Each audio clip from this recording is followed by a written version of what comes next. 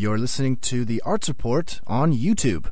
Okay, so tell me a little bit about harm reduction and pill testing and what goes on in that process. Okay, so harm reduction at a party is trying to meet people where they're at, create a relationship of trust and respect, and find out what people are doing, whether it's drugs or sex or risky behavior, find out what people are doing and try to reduce the risk around that with trust and respect and education. So here a lot of it is we do pill testing, we hand out condoms, we talk about obviously like how to take the drugs and the dosage, because often there's no real education around dosage, which is dangerous. The pill testing looks like, it's a very simple test, it's simply a reagent test. So what we can do is the client will scrape the pill or open up the cap or give us a little bit of powder and we can put reagent on it. And if it can test positive for MDMA, MDA, MDE, so an ecstasy-like substance. It can test positive for ketamine, for speed, for DXM, which is like cough syrup, and it can test positive for 2CB or 2CT class family. If it doesn't show for those, then we simply can say it's not testing for what you thought it was, and so we recommend you don't take it. So it's not the perfect test, but for what we can afford to do, it does help prevent overdose. And what can it register more than one drug? No. So if it shows positive for MDMA, that's it. It turns black, and then you know that it has the presence of an MDMA-like substance, and you don't know what it's cut with. So that gives us the window of opportunity to talk about dosage, because what we often see at raves is that people are taking 4 or 5 hits a night, and one, you're wasting money if you're doing that, right? Why is that? The way ecstasy works on the brain is it releases your serotonin and dopamine levels, and after you take 2 caps of E, it's gone, and it's gone for about a week, right? And so that's if it's acting on your serotonin and dopamine.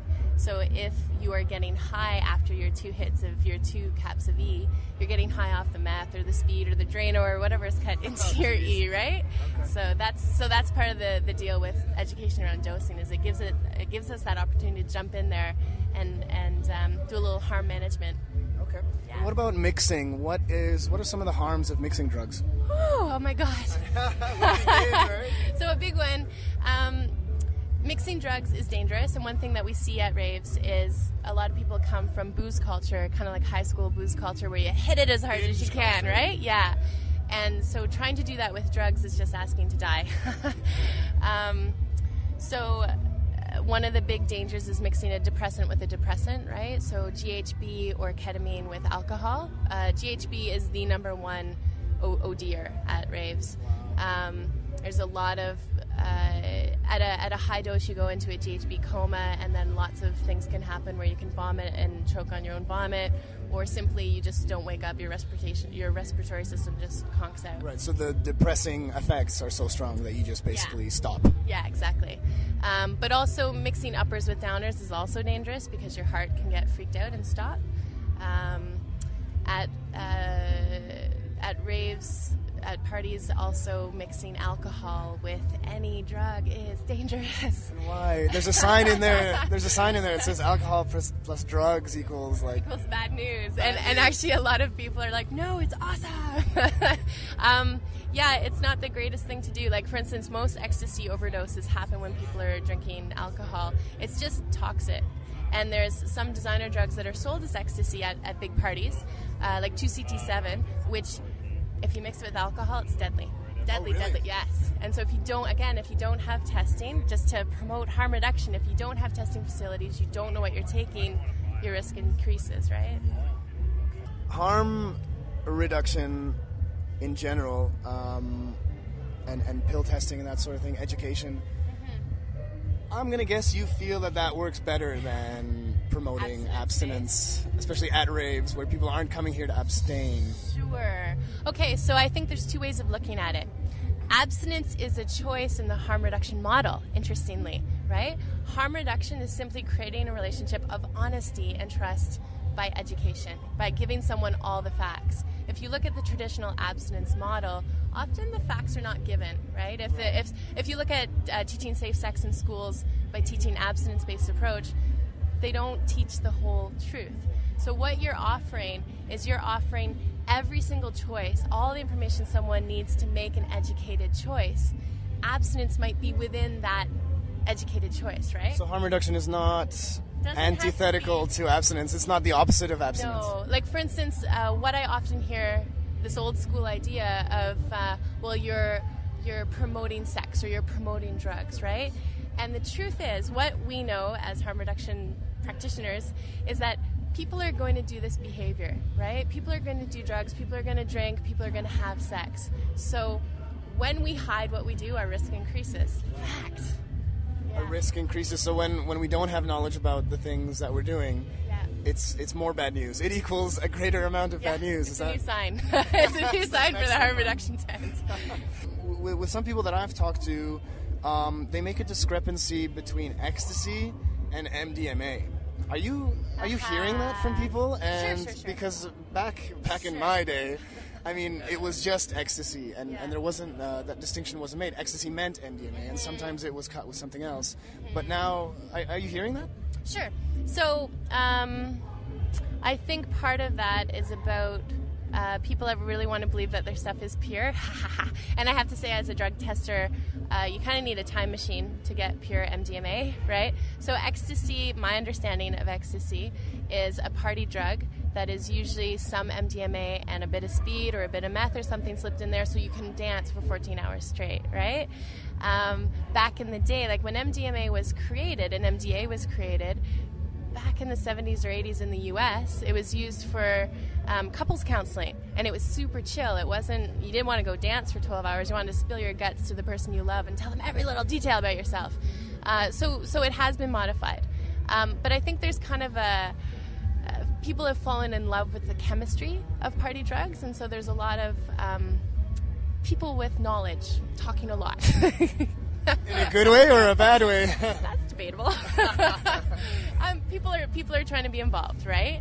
And that has different faces. Interesting. It's funny. I'm curious about what that means. A lot of people are very interested now in the chemistry of these drugs, especially MDMA and others. And are you saying that they think they know a lot of things that they don't actually know anything about? Well, I won't go that far, but I think you always have kind of armchair revolutionaries in the world, and this scene is no different. It's like we always get someone, and there's people who have incredible knowledge. There are people who are little chemists, like little amateur chemists, right?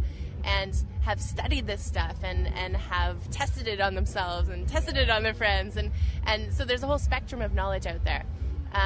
But I think kind of there's ownership around the names and the chemistry, and like, I'm super hardcore. I know, like, whatever. I take 2CI 10. Blah, blah, and I know that it's methylene dioxy, etc., etc. Yeah, so that's part of the scene too.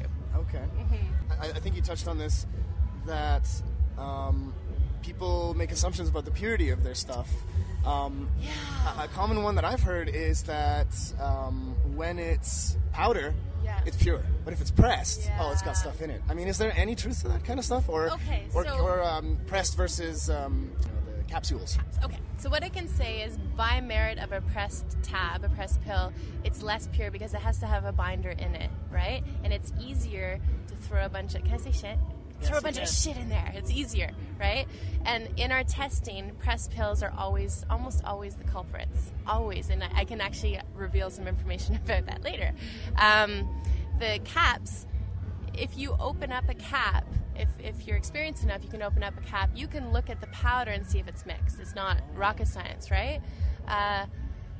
But I think there is a love affair with this idea of purity, and I hear it all the time. This Shambhala, it's been about 2CB. It's like, it's so pure, I got 2CB, and none of them have been 2CB. Really?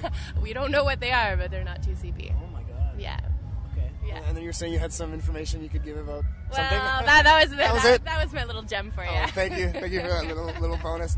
Well, thank you very much for speaking to me about this. Is there anything else about this pavilion that you'd like to mention, or any?